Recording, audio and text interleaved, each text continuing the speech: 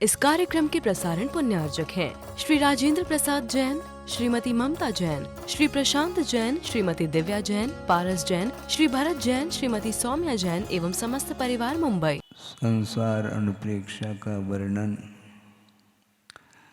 विभिन्न गाथाओं के माध्यम से चल रहा है और उसमें नरक गति का वर्णन किया, संक्षेप से वर्णन किया है। इसका वर्णन गणधर परमेष्टि भी करने में अक्षम सिद्ध होते हैं। बहुत विचित्र है संसार का परिणमन, क्योंकि अनंतकालीन यह संसार चल रहा है और प्रत्येक जीव का संसार विभिन्नता को लेकर के है। प्रत्येक जीव के अंदर जो भी भाव उत्पन्न हो रहे हैं वे भाव एक दूसरे से कोई भी समानता नहीं रखते हैं और अपने परिणामों के कारण कर्मों का अर्जन होता है, संचय होता है। एक महत्वपूर्ण विषय आपके सामने सैद्धांतिक विषय रख रहा हूँ, वह ये है, मूल में 8 कर्म होते हैं, उत्तर प्रकृतियों की अपेक्षा से 148 हो जाते हैं और उनमें 120 प्रकृतियाँ बंद के योग्य हैं, ऐसा वर्णन मिलता है अवैध विवक्षा को लेकर के। डिटेल इसमें नहीं जाना चाहते हैं, किंतु ये विषय जरूर रखना चाहते हैं कि आयु कर्म का बंध हमेशा नहीं होता। आयु कर्म को छोड़ कर के अन्य जितने भी कर्म हैं वे अपने अपने योग्यता को लेकर के निरंतर उनका बंध हो सकता है।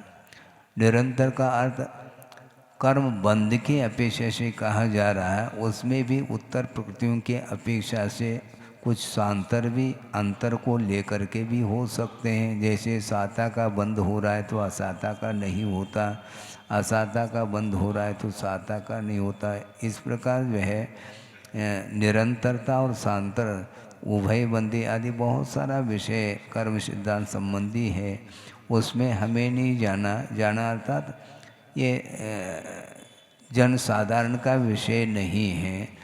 जो स्वाध्यायशील हैं उनके लिए तो ये विषय पकड़ में आ सकता है, किंतु सामान्य रूप से ये कहना चाहते हैं आयु कर्म का बंध जो होता है वह निरंतर नहीं होता, किंतु आयु कर्म को छोड़ करके जो 7 कर्म हैं उनका बंध यथायोग गुणस्थान के अनुरूप होता ही रहता है। और दूसरी बात यह है कि आयु कर्म की जो स्थिति है अन्य कर्मों की अपेक्षा से बहुत अल्प है। मनुष्य और तिर्यंच गति में आयु कर्म की जो स्थिति है वह मिनिमम अर्थात जगन्य की अपेक्षा से अंतर्मूर्त है और उत्कृष्ट की अपेक्षा से 3 पल्य प्रमाण कहा है। और देव और नर गति में 10,000 वर्ष जगन्य आयु है और उत्कृष्ट आयु 33 सागर कहा है। इसके साथ कोड़ाकुड़ी शब्द का प्रयोग नहीं किया है। सागर है, सागर भी बहुत लंबा चौड़ा काल होता है, किंतु 1 सागर 2 सागर इस प्रकार करते करते 33 सागर तक उसकी स्थिति बनती है, चाहे नरगति संबंधी हो चाहे देवगति संबंधी हो, किंतु इसमें कोड़ाकुड़ी का कोई भी संबंध नहीं जुड़ा। किंतु अन्य कर्मों के साथ कोड़ाकुड़ी सागर का ये संबंध जुड़ा हुआ है। सागर तो सबके साथ है, किंतु उसमें भी कोड़ाकुड़ी बहुत लंबा चौड़ा काल माना जाता है। समझने के लिए ज्ञानावरणी, दर्शनावरणी, अंतराय और वेदनी, इनका जो उत्कृष्ट स्थितिबंध है वह 30 कोड़ाकोड़ी सागर है ना, 30 कोड़ाकोड़ी सागर प्रमाण को लेकर के है। और सप्ततिर्मोहनीय से मोहनी की 70 कोड़ाकोड़ी है, नाम और गोत्र की 20 कोड़ाकोड़ी है। इस प्रकार वर्णन आता है। अब सोचो, और एक समय में जो कर्मबंध हुआ है परिणामों के अपेक्षा से, वह एक समय में जो परमाणु कर्म के रूप में परिणत हुई हैं उनकी स्थिति मिथ्यात्व की अपेक्षा से 70 कोड़ा कोड़ी सागर, एक सागर, दो सागर, तीन सागर, इस प्रकार करके हैं 1 लाख, 2 लाख, 10 लाख करते हुए 1 करोड़ तक पहुंच गए। करोड़ अलग है, कोड़ा कोड़ी अलग है। 1 करोड़ को 1 करोड़ से अपने गुना किया है, उसका जो गुणनफल आता है वह 1 कोड़ा कोड़ी सागर तो जुड़ा हुआ है, इसके साथ साथ 70 कोड़ा कोड़ी सागर। 1 कोड़ा कोड़ी में ही समझ में आ रहा है 70 कोड़ा कोड़ी सागर की स्थिति को लेकर के मिथ्यात्व का कर्मबंध कोई मिथ्या दृष्टि कर रहा है, जो कि तीव्र संक्लेश परिणाम के साथ वह संगी पंचेंद्री कर रहा है। विस्मय की बात इसमें ये है कि एक समय में जो संक्लेश परिणाम हुए हैं उसमें 70 कोड़ा कोड़ी की स्थिति पड़ी, और मान लो वह संक्लेश परिणाम एक समय वर्ती थोड़ी, अंतर मुहूर्त तक वह संक्लेश परिणाम बने रहेंगे। तो अंतर मुहूर्त में जितने समय हैं उन प्रति समयों में 70 कोड़ा कोड़ी को लेकर के वह बंद करता चला जाता है, और संक्लेश में थोड़ी कमी आ गई तो मध्यम स्थिति पड़ेगी। पुनः किसी निमित्त से तीव्र संक्लेश परिणाम हो गए तो पुनः अंतर मुहूर्त तक वह 70 कोड़ा कोड़ी, एक अंतर मुहूर्त में असंख्यात समय होते हैं और प्रति समय वह 70 कोड़ा कोड़ी स्थिति को लेकर के बंद कर रहा है, तो असंख्यात समय में कितने कोड़ा कोड़ी सागर हो गया भगवान मालिक है। और इसका फल उसे मिलना है, इसलिए बोलते हैं ये कर्म बंध की परंपरा टूटती नहीं है, और जिसने तोड़ दी वह महान पुण्यशाली माना जाएगा, क्योंकि अनंत संसार का विच्छेद जिसने किया है वही पुण्यशाली माना जाता है। किंतु जिसने एक बार भी सम्यक्त को उपलब्ध नहीं किया तो उसकी मिथ्यात्व की जो परंपरा है वो अनंतकालीन परंपरा है, और कब तक वह परंपरा चली जाएगी कह नहीं सकते। भव्य होने के उपरांत भी संसार में अनंतानंत भव्य जीव हैं, लेकिन अभी तक मुक्त नहीं हुए, होने वाले हो गए। अनंत जीव मुक्त हुए हैं इस संसार में से, किंतु अभी भी संसार ज्यों का त्यों बना है और उसमें भव्य जीव भी शामिल है, और भव्य होने के उपरांत भी अभी तक मुक्ति नहीं मिली तो क्या अभव्य है क्या? ऐसा नहीं, ध्यान रखो। यदि अभव्य होता तो फिर उसको मुक्ति नहीं मिलनी। हम ये पूछना चाहते हैं अभव्य जीव का जो इतिहास है वह अनंत के रूप में है, फिर भी उसको मुक्ति मिल रही है। जैसे महावीर भगवान को उनका अतीत काल कितना व्यतीत हुआ? अनंत काल। तो अभावी ठहरे क्या? वो मुक्त हो गए, क्योंकि योग्यता जिसके अंदर है रत्नत्रय को प्राप्त करने की जो शक्ति है वह शक्ति उद्घाटित यदि हो जाती है तो निश्चित रूप से वह अर्धपुद्गल परिवर्तन काल के भीतर वह मुक्त होगा। लेकिन उस अनंत संसार को विच्छेद करने की क्षमता होते हुए भी अभी तक इसने उद्घाटित नहीं किया, जिनने नहीं किया उनकी बात चल रही है। तो ऐसी स्थिति में अनंत इतिहास जो है काल के अपेक्षा से प्रत्येक जीव का व्यतीत हुआ है। वह क्यों? इसी प्रकार संक्लेश, तीव्र संक्लेश परिणाम के द्वारा वह मिथ्यात्व का बंध करता चला जाता है। इस भव में जो बंद हुआ है वह कितने भव तक वह चला जाएगा नहीं कह सकते, क्योंकि पहले हमने भूमिका बनाई है। आयु कर्म की जो स्थिति है वो बहुत अल्प है अन्य कर्मों की अपेक्षा है। तो इसलिए आचार्यों का ये कहना है कि वस्तुतः ये विशुद्ध परिणाम जो है बहुत दुर्लभतम परिणाम माने जाते हैं, और इधर उधर के सांसारिक कार्यों में संसारी प्राणी उलझ जाता है और वह क्षण उसके समाप्त हो जाते हैं। मैं बाद में कर लूँगा, कब कर लूँगा मुझे बताओ, कोई डेट फिक्स है क्या? कभी भी अकाल में अवसान हो सकता है। मात्र नियामक रूप से कौन से जीव हैं जिनका अकाल मरण नहीं होता, तो आचार्यों ने कहा कि देव नारकी भोग भूमि जो मनुष्य और तिर्यंच, इनका अकाल मरण नहीं होता, और जो चर्म शरीरी होता है उसका नहीं होता, चर्मोत्तम जिसको बोलते हैं। बाकी जितने भी जीव हैं उनका अकाल मरण भी हो सकता है और सकाल मरण भी हो सकता है। इसलिए मरण का डेट तारीख फिक्स नहीं, जन्म का फिर भी फिक्स हो सकता है। डॉक्टरों के माध्यम से ज्ञात हो सकता है कि अमुक तारीख के दिन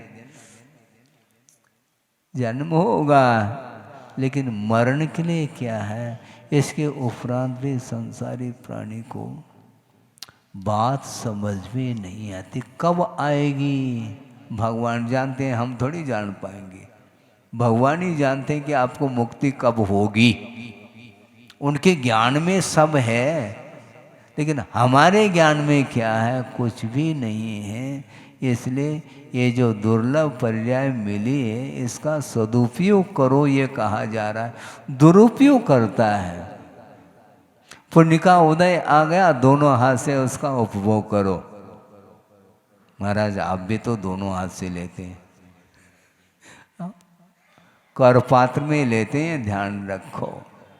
हाँ, हम पेट ही नहीं भरते, एक बार आहार श्रवण लेता है, विधिवत आगम के अनुरूप लेता है, और बस पेट ही भरने के लिए नहीं आया। वो जितना आवश्यक है क्षुधा के निवारण करने के लिए वह आहार ग्रहण करता है, और 24 घंटे के लिए वह धर्म ध्यान करता रहता है, उनको कोई विकल्प नहीं।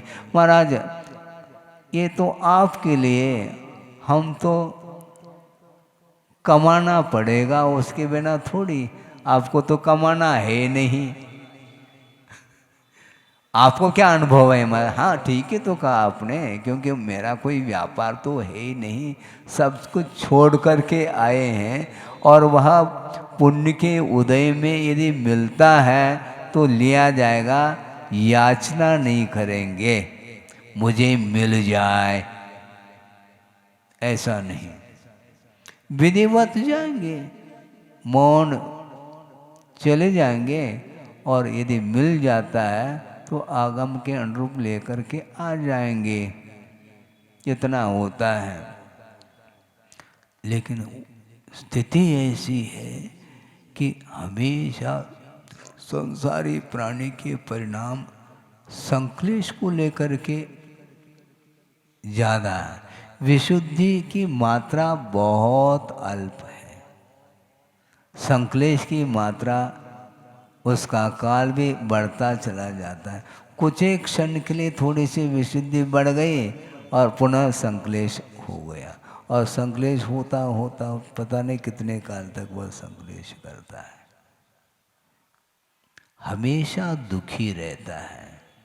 सुख के क्षण और दुख के क्षण में यदि तुलना करेंगे तो दुख के क्षण तो उसका कोई पार नहीं है, कुछ क्षण के लिए थोड़ा सा अवसर मिलता है, उसमें भी ही वो फूला नहीं समाता, और पुनः वह कर्म कर लेता है, तो पुनः उसका फल भोगना है। अर्थ ये है आप स्वतंत्र हैं, विशुद्धि के साथ देवगुरु शास्त्र के प्रति श्रद्धा का भाव रखते हुए निरंतर आप कर्म की निर्जना कर सकते हैं, ऐसा कहा है। संयम धारण करने के बाद वह निरंतर वह कर्मों की निर्जरा करता रहता है। एक समय में असंख्यात कर्मों की निर्जरा करता है जो विवेकशील व्यक्ति है। श्रमण आदि नहीं है तो वह अज्ञान के कारण प्रति समय निर्जरा असंख्यात कर्मों की होती है, किंतु बंध जो होता है वह अनंत गुना होता है, उसमें असंख्यात नहीं, क्योंकि प्रति समय वह बंद कर रहा है। कितने परमाणु कर्म के रूप में परिणत हो रही हैं, किसी को भी ज्ञात नहीं, न खुद को ज्ञात है न दूसरे को ज्ञात है, अभव्य राशि से अनंतवें भाग और अनंत गुणे और शुद्ध राशि से अनंतवें भाग प्रमाण, इतने क्वांटिटी में वो कर्म वर्णाएं कर्म के रूप में परिणत होकर के आत्मा के साथ उनका संबंध होता चला जा रहा है। इसको अता पता ही नहीं और वह करता चला जा रहा है। तो ऐसे स्थिति में दुर्गति से वह बच नहीं पाएगा। और वर्तमान में जो भी पर्याय आप लोगों को मिली है, ये बिना अतीत के पुण्य के संचय के बिना संभव ही नहीं है। और जो ये पर्याय मिली है और पुनः इसको गमाएंगे फिर कमा नहीं पाएंगे।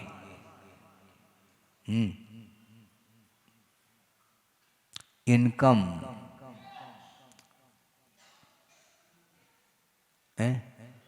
कम इन वो पुण्य कर्म जो है ना, जो आता है वो कम आता है, इसलिए इनकम नहीं हो सकता। भारी समस्या है। क्या करें महाराज? करना क्या है? आपको स्वयं को ही परिणामों को सुधारना है। सुधारने के लिए एक शास्त्र निमित्त बन सकते हैं और गुरु भी आपके विकास के लिए एक निमित्त के रूप में उपस्थित हो सकते हैं, किंतु आपके भीतर यदि मान लो रुचि नहीं है तो वो क्या कर सकते हैं? नहीं कर सकते। इसलिए अन्यान्य गतियों में संसारी प्राणी ने परिभ्रमण अतीत में किया है, इसलिए तिर्यंच गति का भी वर्णन पूर्ण हो गया।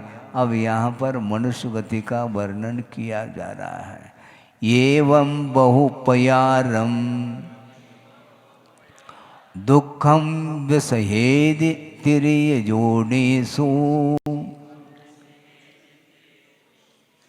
तत्तोनि सरिदूणम लद्य अपुन्नो नरो होदी। इस प्रकार जो वर्णन किया है उसके अनुरूप अनेक प्रकार के दुख का वह अनुभव करता है, सहन करता है। कहाँ पर? तिर्यंच पर्याय में।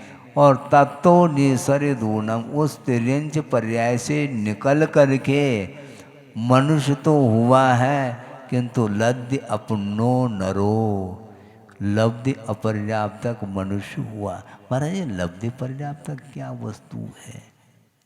ये मनुष्य तो है, इसके पास मनुष्य आयु का उदय है, मनुष्य गति का उदय है और मनुष्य पर्याय उसको मिली है, किंतु वह समूर्छन मनुष्य माना जाता है। जो कि मनुष्य के शरीर में ही कुछ ऐसे गुप्तांग वगैरह होते हैं, वहाँ पर पसीना आदि रुकने से वहाँ पर उनकी उत्पत्ति होती है, ऐसे आगम का उल्लेख है। वो दिखाई नहीं देते है। त्रस और त्रस में भी मनुष्य है, किंतु वह लब्धि पर्याप्त का अर्थ अंतर्मूर्त में उनका अवसान हो जाता है। वो गर्भज नहीं है, किंतु समूर्छन जीव माने जाते हैं। जिस प्रकार समूर्छन तिर्यंच होते हैं, तिर्यंच गर्भज भी होते हैं और समूर्छन भी होते हैं, उसी प्रकार मनुष्य भी समूर्छन होते हैं। लब्धि पर्याप्त का अर्थ अपर्याप्त नाम कर्म के उदय के कारण यथायोग जो पर्याप्ति उन्हें मिली है उनको वह पूर्ण नहीं कर पाता और अवसान हो जाता है। आप पर्याप्तक हैं, वो लब्धि पर्याप्त हो। इसकी व्याख्या सूक्ष्म है, इसलिए ये श्रद्धान का विषय बनता है।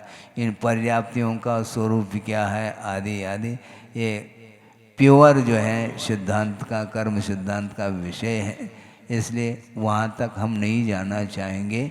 किंतु लब्धि पर्याप्त का अर्थ अंतर्मूर्त में अपर्याप्त नाम कर्म के उदय के कारण वो पर्याप्तियाँ पूर्ण नहीं कर पाता। पर्याप्तियाँ कितनी होती हैं? 6 पर्याप्ति होती हैं। आहार पर्याप्ति, शरीर पर्याप्ति, इंद्रिय पर्याप्ति, श्वासोच्छ्वास पर्याप्ति, भाषा पर्याप्ति और मन पर्याप्ति। ये 6 पर्याप्ति हैं। यथा योग्य अपने अपने मार्गना के अनुरूप, इंद्रिय आदि के अनुरूप वो पर्याप्तियाँ प्राप्त होती हैं और एक साथ पर्याप्तियों को वह प्रारंभ तो करता है, पूर्ण नहीं कर पाता और अवसान हो जाता है।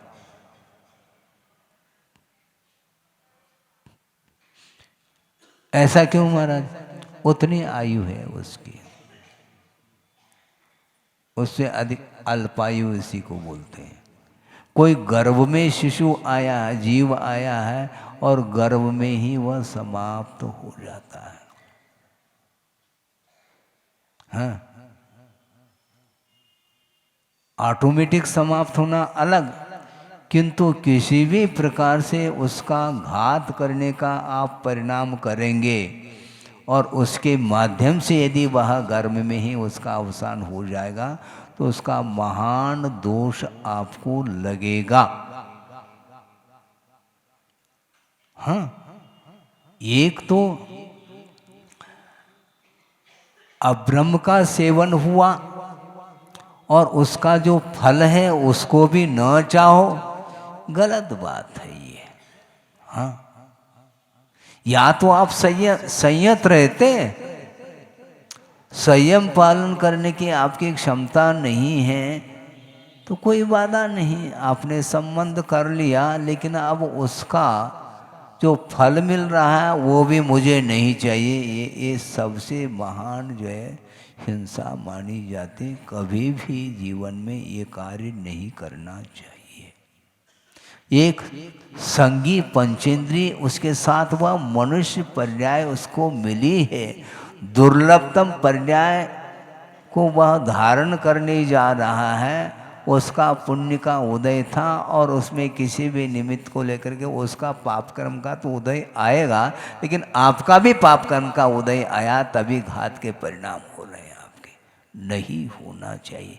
यदि वह उत्पन्न हो जाता है, यदि मान लो वह लड़का है तो वह मुनि बन सकता है, यदि नहीं है वह बालिका है मान लो तो वह आरिका बन सकती है। वो उस ओर ध्यान नहीं, उस ओर ध्यान नहीं जाता। ये वासना ठीक नहीं, अनंत संसार के लिए कारण माना गया। इस प्रकार का घात, ये संकल्प हिंसा मानी जाती है, वो ठीक नहीं है। किसी रोग आदि के कारण अवसान को प्राप्त होना अलग वस्तु है, किंतु इस प्रकार उसको, क्योंकि अब उत्पन्न होगा तो उसको कौन संभालेंगे? अरे संयम धारण करते, संयम भी धारण नहीं करना और उनके पालन की भी बात न करो तो ये ठीक नहीं। ये असंयम, महान असंयम माना जाता है। और इस प्रकार बुद्धिपूर्वक जानते हुए भी इस प्रकार हिंसा के परिणाम होते हैं तो फिर वह भवांतर तक वह कर्म छोड़ेगा नहीं। मनुष्य पर्याय दुर्लभ है और उसको पर्याय, और दूसरी बात ये है उच्च कुल में पैदा हुआ है, उस पर ध्यान नहीं जाता। केवल वासना विषय ही सामने आते हैं, किंतु उच्च कुल में आप स्वयं पैदा हुए हैं और उसका भी पुण्य कर्म का उदय था, आपके कुल में वह आया है। इसके बाद भी यदि मान लो दया के भाव जागृत नहीं होते हैं तो निश्चित रूप से उसका पतन होगा और पुनः तिर्यंच, दुर्गति, नरक, निगोद आदि के लिए वह कारण बनता है। इसलिए आप समझदार हो, क्योंकि आप मनुष्य पर्याय में हैं और सम्यक दृष्टि सम्यक दर्शन को भी प्राप्त कर सकते हैं, सम्यक दृष्टि भी हो सकता है। किंतु इस प्रकार के परिणाम आएंगे तो निश्चित रूप से सम्यक दर्शन भी समाप्त होगा और संयम आदि के लिए तो कुछ पूछो ही नहीं धारण कर सकता। कई इस प्रकार के प्रसंग हमारे सामने लेकर के आते हैं, उनको समझाना पड़ता है, भैया ये ठीक नहीं है, महाराज प्रायश्चित दे दो। अरे प्रायश्चित क्या वस्तु है? भूल हो जाना अलग, किंतु जानबूझ करके आप कर रहे हैं। किसी को किसी का पैर लग गया, मान लो, भैया क्षमा कर देना, आई एम सॉरी, लेकिन जानबूझ करके आप ठोकर दे रहे हैं उनको, वो ठीक नहीं। इसको अतिचार नहीं बोलते, इसको अनाचार बोलते हैं, ये ध्यान रखें। भूल जो होती है वह होश हवास नहीं होने से, प्रमाद आदि के कारण ये होता है, किंतु जानबूझ करके वह कर रहा है, वह संकल्पी हिंसा के अंतर्गत आता है। यह जीव मेरे द्वारा मारने योग्य है, मैं इसको मारता हूँ, ऐसा जो संकल्प है, यह संकल्पी हिंसा मानी जाती है। और एक मनुष्य पर्याय को प्राप्त करने जा रहा है, उसका घात जिसके द्वारा हो रहा है, उसका पाप कहाँ तक ले जाएंगे हम नहीं कह सकते। इसलिए हमने भूमिका बनाई थी कि वह विषय और कषाय के कारण इस प्रकार के भी परिणाम कर लेता है, उसको ये ज्ञात नहीं कि इसका परिणाम भविष्य में कितना भोगना पड़ेगा, उस ओर उसकी दृष्टि नहीं, मात्र विषय ही दिख रहा है। तो ऐसी स्थिति में वह परोपकार की भावना क्या कर सकता है? इधर परोपकार की भावना रखो और जो आया है उसका घात करो, जो गर्भ में आया उसकी रक्षा तो करो, उसके प्रति अनुकंपा का भाव होना चाहिए। सम्यक दर्शन के अंग कितने महाराज? इतने हैं, पालन हो रहा है? प्रशम, सम्यक, अनुकंपा। न अपने ऊपर अनुकंपा है, न दूसरे के ऊपर अनुकंपा है। गर्भस्थ शिशु के प्रति यदि करुणा जागृत नहीं हो रही है तो आप और कितने दूसरे लोगों को उपकार के भाव रख पाएंगे, मुझे बताओ। बहुत कठिन है। जिसको अपना मान रहे हैं उसका घात आप स्वयं करना चाह रहे हैं, ये बिल्कुल निकृष्ट पाप माना जाता है, ये कभी भी क्षम्य नहीं हो सकता। इसलिए इस प्रकार परिणाम हो भी जाते हैं, मान लो अज्ञान के कारण, संभाल लेना चाहिए, पुनरावृत्ति उसकी नहीं होनी चाहिए, क्योंकि ये एक बार इस प्रकार के परिणाम होंगे तो पतन निश्चित है। और एक बार पतन हुआ फिर कितने कोड़ा कोड़ी सागर के लिए वह मनुष्य जीवन से वंचित रहेगा, ये नहीं कहा जा सकता है। आगम पढ़िएगा, शास्त्र स्वाध्याय करना चाहिए, क्योंकि वस्तुतः संसार का क्या स्वरूप है, पुण्य और पाप का क्या स्वरूप है, मोक्ष क्या क्या स्वरूप है, बंध किसको बोलते हैं, इसका यदि मान लो भान नहीं रहेगा तो अज्ञान दशा में वह कर्म करता ही चला जाता है, करता चला जाता है, वह अनंतकालीन वह उस परंपरा का विच्छेद वह नहीं कर पाता। आपको क्या करना है? संसार का विच्छेद करना है। महाराज हम सोच लेते हैं, क्या सोचोगे, कितना सोचोगे? आगम के ऊपर यदि आस्था आपकी नहीं रहेगी तो आपके कदम विपरीत पड़ते चले जाएंगे, ध्यान रखो। फिर बाद में कोई भी संभाल नहीं पाएगा।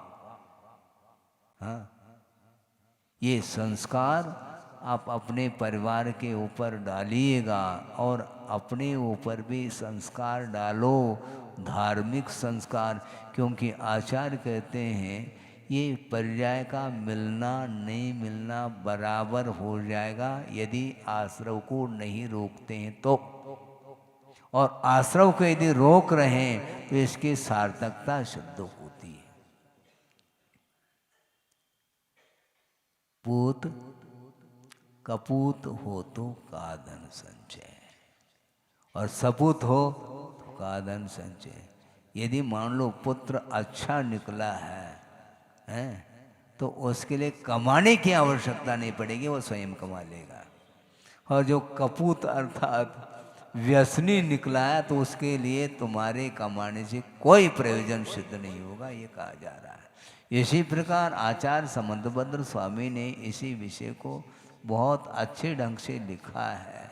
ये कहावत बाद में आई है, पहला आचार्य समंतभद्र स्वामी ने कहा, यदि पाप निरोध हो अन्य संपदा किम प्रयोजनम, यदि पापाश्रव अस्ति अन्य संपदा किम प्रयोजनम। संपदा का अर्थ केवल धन ही नहीं लेना, किंतु जिस पर्याय से मुक्ति होती है वह बहुत बड़ी संपदा है, मनुष्य पर्याय। और उस मनुष्य पर्याय के मिलने के उपरांत भी जो पाप को रोक नहीं पा रहा है तो उस पर्याय की कोई सार्थकता सिद्ध नहीं होगी, किम प्रयोजनम। और पाप का यदि निरोध हुआ है तो संपदा की सार्थकता होती है, बाद में इसकी कोई आवश्यकता नहीं पड़ती, क्योंकि इसका पूर्णतः आपने सदुपयोग किया है। उपलब्ध जो पुण्य का जो फल है उसका निरंतर आप सदुपयोग करते चले जाएंगे तो उसी प्रकार की संपदा आपको नहीं चाहते हुए भी मिलेगी, और उसके माध्यम से आप कहाँ तक पहुँचेंगे? हाँ, पार हो जाएंगे संसार से। स्वर्ग आदि तो छोड़ो, आप हमने कल परसों ही कहा था वो तो घास फूस है, आपने बीज बोया है तो ये तो मिलेगा। कोई भी घास फूस के लिए बीज नहीं बोता, क्योंकि कुछ ऐसे भी वनस्पति हैं जिनको बीज बोने की आवश्यकता नहीं, और दूब उगाती है? दूब उगाती, आपने बोया क्या घास को? नहीं। आपने ज्वार बाजरा चना इत्यादि बोया है, वह फसल आती है, उसके साथ साथ वह फल आ जाता है, उसके लिए आपने किया। इसी प्रकार जो पुण्य का अर्जन जो आपके द्वारा किया गया वो परिणाम सामने दिख रहा है। सच्चे देवगुरु शास्त्र का दर्शन कर रहे हैं आप, और जिसके पास क्षमता नहीं वो क्या करेगा मुझे बताओ? एकेंद्र से असंगी पंचेंद्र तक इतना पाप कर्म का उदय है कि उसके लिए सम्यक की उत्पत्ति संभव नहीं, उसके अंदर योग्यता ही नहीं है, और जिसके अंदर योग्यता है उसका दुरुपयोग कर रहा है। योग्यता मनुष्य भव में है, हम बाद में देख लेंगे, बाद में कौन सा भव मिलेगा तुम्हें ज्ञात है क्या? किस पर्याय को प्राप्त कर लोगे कोई भी ज्ञात नहीं, इसके उपरांत भी वह पसीजता नहीं। संवेदन बहुत बड़ी चीज है। हाँ, सब कुछ वातावरण उपयुक्त मिलने के बाद भी यदि भीतर संवेदन नहीं है, अनुकंपा के भाव, दया करुणा, ये जो भाव है यही संवेदन को सूचित करते हैं। वह भीगता नहीं। क्यों? क्योंकि अनाप शनाप जो धन मिला है करो उसका उपयोग, फिर पतन अप डाउन करता रहा है ये। और ऐसे भी जीव हैं जो अभी तक इस त्रस पर्याय को प्राप्त नहीं किए, तो उनका कौन सा पाप का उदय? वो वहीं पर हैं, कहीं से गए नहीं वो, किंतु ये है आप लोग वहाँ से निकल आए हैं, बहुत बड़ा पुण्य का उदय माना जाता है। बहुत बड़ा पुण्य का उदय माना। ये उसको क्या बोलते हैं? लाई बनाते हैं आप, ज्वार के भी लाई बनते, मक्के के भी होते हैं लाई। वो उसकी क्या प्रक्रिया, कैसे बनाते हैं उसको? रेत में, और उसमें से उचट करके बाहर आ जाते हैं लाई। आप कहते हैं हम लाई, कहाँ से लाई है? कहाँ से लाई? वो उचट करके आ जाता। उसी प्रकार अनंत जो निगोद राशि है उसमें से उचट करके ये पर्याय मिली हैं। त्रिस पर्याय चिंतामणि के समान हैं। हम लोग आए हैं, अब इसका सदुपयोग करो। उसको उसकी योग्यता नहीं, और आप लोगों के पास योग्यता है, एबिलिटी आप लोग बोलते हैं, योग्यता है। इसके उपरांत वो उस योग्यता का यदि मान लो मूल्यांकन नहीं करेंगे, उसका सदुपयोग नहीं करेंगे, निश्चित रूप से गाड़ी रिवर्स होगी। किसके द्वारा? स्वयं के द्वारा। स्वयं ही बैक ले जा रहा है अपनी गाड़ी को, कोई दूसरा नहीं। स्वयं ड्राइविंग कर रहा है पीछे। इसको क्या करेंगे? समय आपका हो गया। विलंब से जरूर प्रारंभ किया था, लेकिन पौन घंटा तो हो गया, और 45 मिनट का एक पीरियड माना जाता है। हाँ, वैसे 40 मिनट का सुनते हैं, पहले 45 मिनट का था, अब 40 मिनट का हो गया। इसलिए 1 घंटे की कोई आवश्यकता नहीं। बहुत कुछ मिल गया इसमें, मसाला है, मैटर बहुत सारा सैद्धांतिक विषय मिल गया, और वैराग्य के लिए ये कारण होता है। इसलिए कर्म सिद्धांत को निरंतर पढ़िए। मान लो आपको क्षोभम नहीं हो रहा है, कोई बाधा नहीं, किंतु प्रयोजन भूत जो तत्व है उसका परिज्ञान आपको हो गया, पर्याप्त है हमारे लिए, कोई आवश्यकता नहीं। हमें गोमठ सार कर्म कांड नहीं आता, हमें लब्धि सार नहीं आता, हमें समय सार नहीं आता, हमें वो नहीं आता। भैया तुम्हें छड़ाला आता है तो पर्याप्त है। छड़ ढाल है, तलवार नहीं, उसमें ये ध्यान रखो ढाल है। हाँ? छड़ ढाल है, ढाल सुरक्षा है। सामने वाला तलवार से वार कर रहा है तो आप ढाल लेकर के खड़े रहेंगे तो आपकी रक्षा होगी। उसी प्रकार एक ने दो ने 6 ढाल है, अब इसके उपरांत भी आप किधर ढल रहे हैं समझ नहीं आ रहा हमें। ढाल ले करके भी आपका जीवन किस ओर ढल रहा है आपको ज्ञात नहीं है, तो हम कहाँ तक समझा पाएंगे। छड़ाला का भी स्वाध्याय करो, वहाँ पर भी चतुर्गति का वर्णन प्रथम ढाल में ही किया है। दौलतराम जी, हाँ, सोचो विचार करो। इस प्रकार ये सारा बहुत कुछ आगम में वर्णन आया है, यथा योग्य हमने आपके सामने विचार रखा है। मनुष्य गति में प्रवेश पाया है उस जीव ने जो परिभ्रमण करता करता अब मनुष्य पर्याय की यदि वह सार्थकता सिद्ध नहीं करता, उसका सदुपयोग नहीं करता है, तो वह परिभ्रमण कभी भी रुकने वाला नहीं। इस प्रकार इस गाथा का आशय है। बोधि समाधि परिणाम शुद्धि स्वात्मोपलब्धि शिव शोक सिद्धि चिंतामणिम चिंतित वस्तुदाने त्वामंद मानस्य ममास्तु देवी। परम पूजाचार्य गुरुवर श्री विद्यासागर जी महाराज की जय।